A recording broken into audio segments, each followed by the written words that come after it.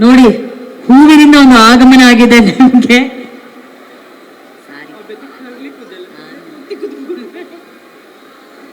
ನಾವು ತುಳುನೇ ಮಾತಾಡೋದು, ತುಳು.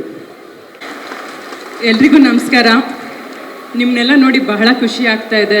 ಮೋಸ್ಟ್ಲಿ ಇವತ್ತು ಇವ್ರು ಇರಲಿಲ್ಲ ಅಂದರೆ ನಾನು ಇಲ್ಲಿ ಇರ್ತಿರ್ಲಿಲ್ಲ. ಯಾಕೆ ಗೊತ್ತಾ, ಒಂದು ಫ್ಲ್ಯಾಶ್ ಬ್ಯಾಕ್ ಇದೆ.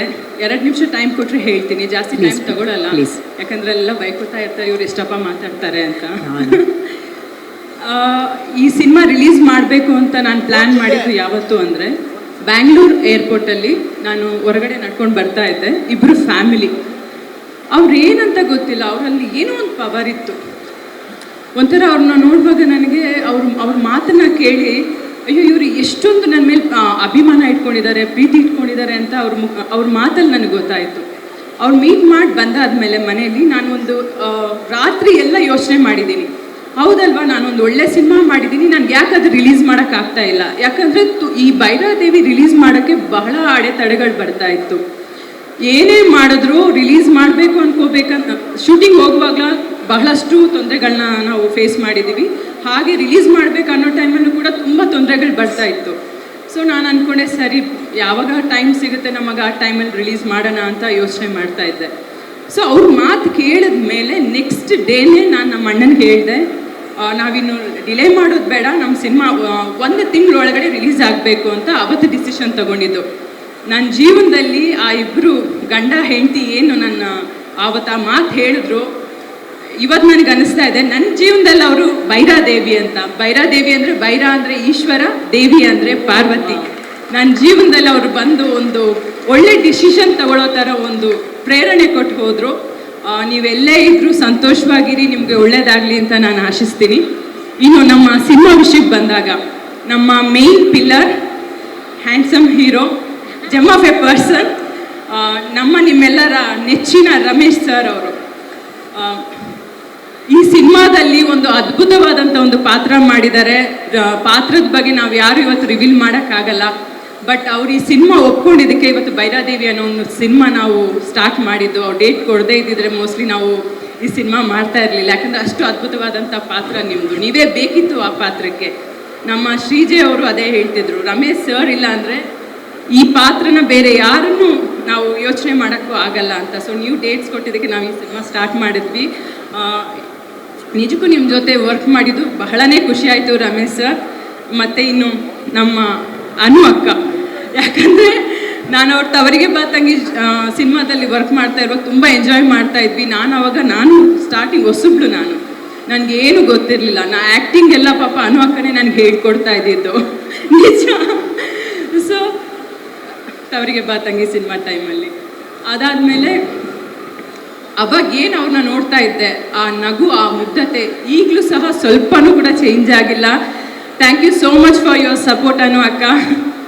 ಇನ್ನು ನಮ್ಮ ಕೊರಿಯೋಗ್ರಾಫರ್ ಎಲ್ಲಿದ್ದಾರೆ, ಮೋಹನ್ ಮಾಸ್ಟರ್ 3 ಹಾಡನ್ನು ಬಹಳ ಅದ್ಭುತವಾಗಿ ಕೊರಿಯೋಗ್ರಾಫ್ ಮಾಡಿದ್ದೀರಾ ಮಾಸ್ಟರ್. ನಿಜಕ್ಕೂ ನಿಮಗೆ ತುಂಬ ಥ್ಯಾಂಕ್ಸ್ ಹೇಳ್ಬೇಕು. ಯಾಕಂದರೆ ಅಷ್ಟು ಜನ ಕಾಳಿ ಅಮ್ಮಂದಿರನ್ನ ಇಟ್ಕೊಂಡು, ಅಷ್ಟು ಜನ ಅಗೋರಿಗಳನ್ನ ಇಟ್ಕೊಂಡು, ಅದ್ರ ಜೊತೆ ನನಗೆ ಕೊರಿಯೋಗ್ರಾಫ್, ಯಾಕಂದರೆ ನಾನು ಆ ಟೈಮಲ್ಲಿ ನಿಮ್ಗೆ ಗೊತ್ತಿರ್ಬೋದು ತುಂಬ ಟಯರ್ಡ್ ಆಗ್ತಾ ಇದ್ದೆ. ಸ್ಟಾರ್ಟಿಂಗ್ ಡೇ ನಾವು ಆ ಸಾಂಗ್ ಶೂಟ್ ಮಾಡೋ ಟೈಮಲ್ಲಿ ನನಗೆ ಆ ಕಾಳಿ ಗೆಟಪ್ ಹಾಕೊಂಡು ನಡೆಯೋಕ್ಕೆ ಆಗ್ತಿರ್ಲಿಲ್ಲ. ಹಿಂಗೆ ನಿಲ್ಲಕ್ಕೂ ಆಗ್ತಿರ್ಲಿಲ್ಲ. ಫಸ್ಟ್ ಡೇ ನೆನಪಿರ್ಬೋದು ನಿಮಗೂ. ಅದೇನು ಆ ಗೆಟಪ್ ಹಾಕಿದ ತಕ್ಷಣ ಅದೇನು ಎನರ್ಜಿನೋ ಏನೋ ಗೊತ್ತಿಲ್ಲ, ನನಗೆ ತಲೆ ಹಿಂಗೆ ಎತ್ತಕ್ಕೂ ಸಹ ಆಗಲಿಲ್ಲ. ಅದಾದಮೇಲೆ ನಮ್ಮ ಕೊರಿಯೋಗ್ರಾಫರು, ನಮ್ಮ ಡೈರೆಕ್ಟ್ರು, ನಮ್ಮ ಟೀಮ್ ಎಲ್ಲ ಅಲ್ಲೊಂದು ಟೆಂಪಲ್ ಇತ್ತು. ಆ ಟೆಂಪಲ್ಗೆ ಹೋಗಿ ದೃಷ್ಟಿ ಏನೋ ತೆಗೆದ್ರು. ನಮ್ಮ ಡೈರೆಕ್ಟ್ರು ಕಾಳಿಯಮ್ಮನ ಭಕ್ತ, ಸೊ ಅವ್ರಿಗೆ ಆ ವಿಧಾನ ಗೊತ್ತಿತ್ತು. ದೃಷ್ಟಿ ತೆಗೆದ್ರು. ಆ ದೃಷ್ಟಿ ತೆಗೆದಾದ್ಮೇಲೆ ನನಗೆ ಒಂದೇನೋ ಎನರ್ಜಿ ಬಂತು, ಓಕೆ ಶೂಟಿಂಗ್ ಸ್ಟಾರ್ಟ್ ಮಾಡೋಣ ಅಂತ. ಒಂದು ಆಲ್ಮೋಸ್ಟ್ 2-3 hours ನನಗೆ ಎದ್ದೇಳಕ್ಕೂ ಆಗ್ತಾ ಇರಲಿಲ್ಲ, ಎನರ್ಜಿ ಇರ್ತಿರ್ಲಿಲ್ಲ ನನ್ನ ಬಾಡಿಯಲ್ಲಿ. ಸೊ ಅದು ಅಲ್ದಿರ ಅವ್ರಿಗೆ ಇವತ್ತು ಹುಷಾರಿರಲಿಲ್ಲ, ಜ್ವರ ಬಂದಿತ್ತು ಅಂತ ಹೇಳಿದರು ಪಾಪ. ಅದೆಲ್ಲ ಕೇರ್ ಮಾಡ್ದಿರ ನಮ್ಮ ಸಿನಿಮಾದ ಸಾಂಗ್, ನಮ್ಮ ಸಿನಿಮಾ ಟ್ರೈಲರ್ ಯಶಸ್ಸು ಆಗಬೇಕು ಅಂತ ಇಷ್ಟು ದೂರ ಬಂದು ನಮಗೆ ಸಪೋರ್ಟ್ ಮಾಡಿದ್ದೀರಾ master. Thank you so much ನಿಮಗೆ.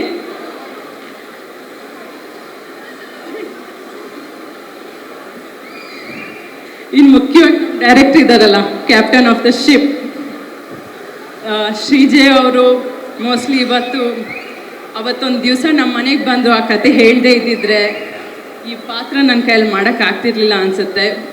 ಬಟ್ ನಿಮ್ಗೊಂದು ನಾನು ಮಾತು ಹೇಳಿದ್ದೆ, ಈ ಸಿನಿಮಾ ಸಕ್ಸಸ್ ಆದ್ರೇ ನೆಕ್ಸ್ಟ್ ನಾನು ಬೇರೆ ಯಾವುದೋ ಸಿನಿಮಾ ಮಾಡ್ತೀನಿ, ಈ ಸಿನಿಮಾ ಜನರಿಗೆ ಇಷ್ಟ ಆಗಿಲ್ಲ ಅಂದರೆ ನಾನು ಇಂಡಸ್ಟ್ರಿಯಿಂದ ದೂರ ಹೋಗ್ತೀನಿ ಅಂತ ಹೇಳಿದ್ದೆ ನಾನು. ಇದು ಜನರಿಗೆ ಇಷ್ಟ ಆದರೆ ನನ್ನ ನೆಕ್ಸ್ಟ್ ಸಿನಿಮಾ ಜರ್ನಿ ನಾನು ಸ್ಟಾರ್ಟ್ ಮಾಡ್ತೀನಿ, ಇಲ್ಲಾಂದರೆ ನಾನು ಆ್ಯಕ್ಟ್ ಮಾಡೋ ಸಿನಿಮಾ ಇದೇ ಕೊನೆಯದಾಗಿರುತ್ತೆ. ಅಯ್ಯಯ್ಯೋ ಬೇಡ ಹಂಗೆಲ್ಲ ನೀವು ಯಾರು ಹೇಳ್ಬಾರ್ದು ಛೇ ಯಾಕೆ ಇಲ್ಲ ಅಂದರೆ ನನಗೆ ನನ್ನ ಮೇಲೆ ನಂಬಿಕೆ ಇಟ್ಟು ನನಗೆ ಪ್ರೋತ್ಸಾಹ ಕೊಟ್ಟು ನನಗೊಂದು ಇಂಥ ಪವರ್ಫುಲ್ ಕ್ಯಾರೆಕ್ಟರ್ ನನ್ನ ಹತ್ರ ಮಾಡಿಸಿದ್ದಾರೆ. ಇದು ನನ್ನ ಜೀವನದಲ್ಲಿ ಒಂದು ದೊಡ್ಡ ಯಶಸ್ಸು ಸಿನಿಮಾ ಆಗುತ್ತೆ ಅನ್ನೋ ನನಗೆ ನಂಬಿಕೆ ಇದೆ. ಅಷ್ಟೇ ಅಲ್ದಿರ ನನ್ನ ಸಂಸ್ಥೆಯಿಂದ ಒಂದು ಒಳ್ಳೆ ಕುಟುಂಬ ಸಮೇತ ನೋಡುವಂತಹ ಒಂದು ಸಿನಿಮಾ ಇದು. ಡೈರೆಕ್ಟ್ರು ಆ್ಯಕ್ಚುಲಿ ಕಂಪ್ಲೀಟ್ ಕ್ರೆಡಿಟ್ ನಮ್ಮ ಡೈರೆಕ್ಟ್ರ್ ಅವರಿಗೆ ಸಲ್ಲಬೇಕು. ಇಲ್ಲ ಕ್ಯಾಪ್ಟನ್ ಆಫ್ ದ ಶಿಪ್ ಅಂತ ಹೇಳಿದ್ದೀನಿ, ಮಾತಾಡ್ತೀರ ಅಲ್ಲ ಮ್ಯಾಮ್. ಒಂದು ವಿಷಯ ಇದೆ, ಜಗ್ಗೇಶ್ ಸರ್ ಯಾವಾಗಲೂ ಒಂದು ಮಾತು ಹೇಳ್ತಾರೆ ಸರ್, ಕೊನೆನೇ ಇಲ್ಲದೆ ಇರುವಂತಹ ಒಂದು ಜನ್ಮ ಅಂದ್ರೆ ಅದು ಕಲಾವಿದರ ಜನ್ಮ. ಕಲಾವಿದರಿಗೆ ಕಲೆಗೆ ಯಾವತ್ತೂ ಕೊನೆನೇ ಇರೋದಿಲ್ಲ. ಸೊ ನೀವೊಂದು ಒಳ್ಳೆ ಸಿನಿಮಾ ಮಾಡಿದಿರಾ, ನೀವು ಹೇಳಿದ್ರಿ ಕುಟುಂಬ ಸಮೇತ ಎಲ್ಲರೂ ನೋಡುವಂತ ಒಂದು ಸಿನಿಮಾ ಅಂತ. ಒಂದು ಮಾತ್ರ ಇದೆ, ಕನ್ನಡಿಗರು ಯಾವತ್ತೂ ಒಳ್ಳೆ ಸಿನಿಮಾನ ಬಿಟ್ಟು ಕೊಟ್ಟೇ ಇಲ್ಲ. ಹೌದಲ್ವಾ? ಕನ್ನಡಿಗರು ಒಳ್ಳೆ ಸಿನಿಮಾನ ಸಪೋರ್ಟ್ ಮಾಡ್ತೀರ ತಾನೆ? ಅಷ್ಟೇ. ಈ ಸಿನಿಮಾ ಚೆನ್ನಾಗಿದೆ ಅಂತ ನೀವು ಹೇಳ್ತಿದ್ರ ಅಂದ್ಮೇಲೆ ಕನ್ನಡಿಗರು ಬಂದೇ ಬರ್ತಾರೆ. ಎಲ್ಲಕ್ಕಿಂತ ಹೆಚ್ಚಾಗಿ ನವರಾತ್ರಿ ಟೈಮಲ್ಲಿ ಬಿಡುಗಡೆ ಮಾಡ್ತಿದ್ದೀರಾ ನೀವು. ಕಟೀಲ್ ದುರ್ಗಾ ಪರಮೇಶ್ವರನ್ನ ತುಂಬಾ ನಂಬ್ತೀರಾ ನೀವು. ಆ ತಾಯಿ ಈ ಸಿನಿಮಾಗೆ ಒಳ್ಳೇದ್ ಮಾಡ್ಲಿ, ಇನ್ನಷ್ಟು ಮತ್ತಷ್ಟು ಸಿನಿಮಾಗಳಲ್ಲಿ ನೀವು ಕಾಣಿಸ್ಕೋಬೇಕು ಅನ್ನೋದು ನಮ್ಮೆಲ್ಲರ ಆಸೆ. Des never N end. ಅಕ್ಕ ಬೈತಾ ಇದ್ದಾರೆ ನನಗೆ, ಏನಿದು ಲಾಸ್ಟ್ ಫಿಲ್ಮ್ ಅಂತೆಲ್ಲ ಹೇಳ್ತೀಯ, ಸಿನಿಮಾ ಬಿಡಬಾರ್ದು ಅಂತ. ಇಲ್ಲ ಅನ್ನೋ ಅಕ್ಕ, ಏನಂದ್ರೆ ನಾನು ಈ ಸಿನಿಮಾ ತುಂಬಾ ಕಷ್ಟ ಬಿದ್ದಿದ್ದೀನಿ, ತುಂಬಾ ತೊಂದರೆಗಳನ್ನ ಅನುಭವಿಸಿದೀವಿ ನಾವು. ನನಗೆ ಒಂದೊಂದ್ಸಲ ಅನ್ಸುತ್ತೆ, ಕಲಾವಿದ್ರು ಯಾಕೆ ಇಷ್ಟೊಂದು ಕಷ್ಟ ಬೀಳ್ತೀವಿ ನಾವು ಅಂದ್ರೆ. ಒಂದು ಸಿನಿಮಾ ಮಾಡುವಾಗ ನಾವು ಮಾತ್ರ ಅಲ್ಲ, ಇವತ್ತು ನಾನು ತುಂಬಾ ಜನರ ಹೆಸರು ಹೇಳಕ್ ಆಗ್ತಾ ಇಲ್ಲ. ತುಂಬಾ ಜನ ಟೆಕ್ನಿಷಿಯನ್ಸ್, ತುಂಬಾ ಜನ ಇದಕ್ಕೆ ಕಷ್ಟ ಬಿದ್ದಿದ್ದಾರೆ ಸಿನಿಮಾಗೆ. ಇವಾಗ ನೋಡಿ, ಆ ಸಾಂಗ್ ನಾವು ನೋಡ್ತೀವಿ, ಒಂದು 3 ಮಿನಿಟ್ಸ್ 4 ಮಿನಿಟ್ಸ್ ಅಲ್ಲಿ ಸಾಂಗ್ ನೋಡ್ತೀವಿ. ಬಟ್ ಅದ್ರ ಹಿಂದೆ ಎಷ್ಟು ಜನರ ಪರಿಶ್ರಮ ಇದೆ. ಆ ಡ್ಯಾನ್ಸಸ್ ಪಾಪ ಅಗೋರಿ ಗೆಟಪ್ ಹಾಕುವಾಗ, ಖಾಲಿ ಗೆಟಪ್ ಆದ್ರೂ ಪರವಾಗಿಲ್ಲ, ಮೇಕಪ್ ಅಲ್ಲಿ ಇದ್ವಿ ನಾವು. ಆ ಅಗೋರಿ ಗೆಟಪ್ ಹಾಕುವಾಗ ನೋಡಕ್ಕೆ ಸಿಂಪಲ್ ಅನ್ಸುತ್ತೆ, ಬಟ್ ಅದನ್ನ ಹಾಕೊಂಡು ಆ ಹೆಣ್ಮಕ್ಳು ಅಳೋರು ಡಾನ್ಸಸ್, ಅಯ್ಯೋ ನಮ್ಗೆ ಆಗ್ತಾ ಇಲ್ಲ, ಫುಲ್ ಬಾಡಿ ಉರಿ ಬರ್ತಾ ಇದೆ ಅಂದ್ರೆ. ಕೆಲವು ಪರ್ಸನಲ್ ಪ್ರಾಬ್ಲಮ್ಸ್ ಇರುತ್ತೆ ಹೆಣ್ಮಕ್ಳು, ನಾವು ಹೇಳಕ್ಕಾಗಲ್ಲ, ತುಂಬಾ ಟಾರ್ಚರ್ ಅನುಭವಿಸಿದ್ದಾರೆ ಪಾಪ. ಸೊ ಹಾಗಾಗಿ ಈ ಟೈಮಲ್ಲಿ ನಾನು ಸುಮಾರು ಜನ ಹೆಸರನ್ನ ನಾನು ಹೇಳಲಿಲ್ಲ, ದಯವಿಟ್ಟು ಬೇಜಾರು ಮಾಡ್ಕೋಬೇಡಿ. ತುಂಬಾ ಜನ ಈ ಸಿನಿಮಾಗೋಸ್ಕರ ಕಷ್ಟ ಬಿದ್ದಿದ್ದೀರಾ. ಸೊ ನೀವೆಲ್ಲ ಬಂದು ಇದೇ ಅಕ್ಟೋಬರ್ 3ನೇ ತಾರೀಕು ನಮ್ಮ ಭೈರಾದೇವಿ ಸಿನಿಮಾ ರಿಲೀಸ್ ಆಗ್ತಾ ಇದೆ. ದಯವಿಟ್ಟು ಪ್ರೋತ್ಸಾಹಿಸಿ, ಮತ್ತಷ್ಟು ಸಿನಿಮಾ ಮಾಡೋದಕ್ಕೆ ಆಶೀರ್ವದಿಸಿ ಅಂತ ನಾನು ಕೇಳ್ಕೊತೀನಿ. Thank you. ಸುಮ್ಮನೆ just to make you feel comfortable ನಾನು ಏನೋ ಹೇಳಿದೆ. ಹಾಡು ಹಾಡ್ತೀರಿ ಅಂದ್ರೆ ಯಾವುದು ಯಾರು ಏನು ಅಂತ ಹೇಳ್ಬಿಟ್ರು, ಹಾಡಿಲ್ಲ. ಬಟ್ ನಿಜವಾಗ್ಲೂ ಅಕ್ಟೋಬರ್ 3ನೇ ತಾರೀಕು ಭೈರಾದೇವಿ ಪಿಕ್ಚರ್ ರಿಲೀಸ್ ಆಗ್ತಾ ಇದೆ. ಎಲ್ಲ ಚಿತ್ರಮಂದಿರಗಳಲ್ಲೂ ಪ್ಲೀಸ್ ಹೋಗಿ ಈ ಸಿನಿಮಾನ ನೋಡಿ, ಮಿಸ್ ಮಾಡಬೇಡಿ.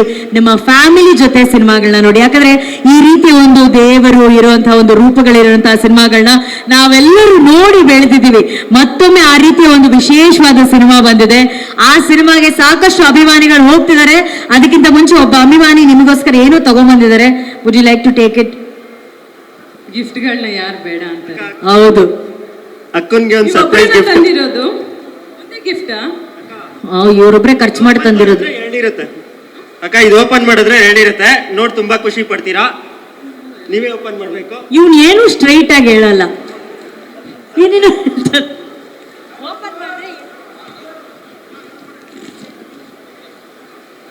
ನೀವೇನು ಲವ್ ಲೆಟರ್ ತಂದಿದ್ದೀರಾ ಸರ್?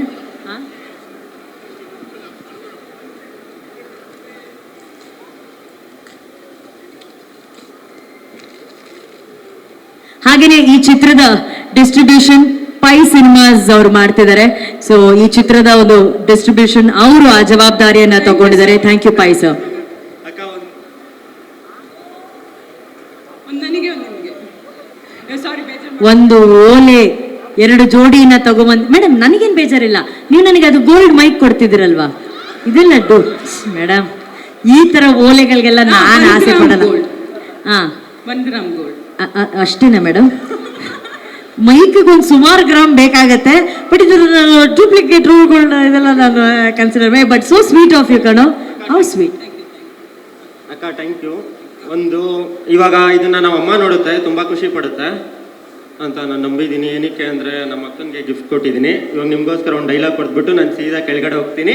ಆರಾಮಾಗಿ ನಾನಲ್ಲಿ ನಿಂತ್ಕೊಂಡು ನಿಮ್ಮ ತಮ್ಮನಾಗಿ, ಒಬ್ಬ ಕನ್ನಡಿಗನಾಗಿ, ಕನ್ನಡ ಚಿತ್ರಪ್ರೇಮಿಯಾಗಿ ಟ್ರೈಲರ್ನು ನೋಡ್ತೀನಿ, ನಿಮ್ಮ ನಗುನು ನೋಡ್ತೀನಿ, ನಮ್ಮ ಕನ್ನಡಿಗರ ಪವರು ನೋಡ್ತೀನಿ. ಸಿನಿಮಾ ರಿಲೀಸ್ ಆಗ್ತಿದೆ 3ನೇ ತಾರೀಕು, ಬನ್ನಿ ಸಪೋರ್ಟ್ ಮಾಡಿ. ನೀವೆಲ್ಲ ಸಪೋರ್ಟ್ ಮಾಡ್ತೀರಾ ಅಂತ ನಾನು ನಂಬಿದ್ದೀನಿ. ಐ ಲವ್ ಯು ಅಮ್ಮ. ಅಕ್ಕ ನಿಮ್ಗೂ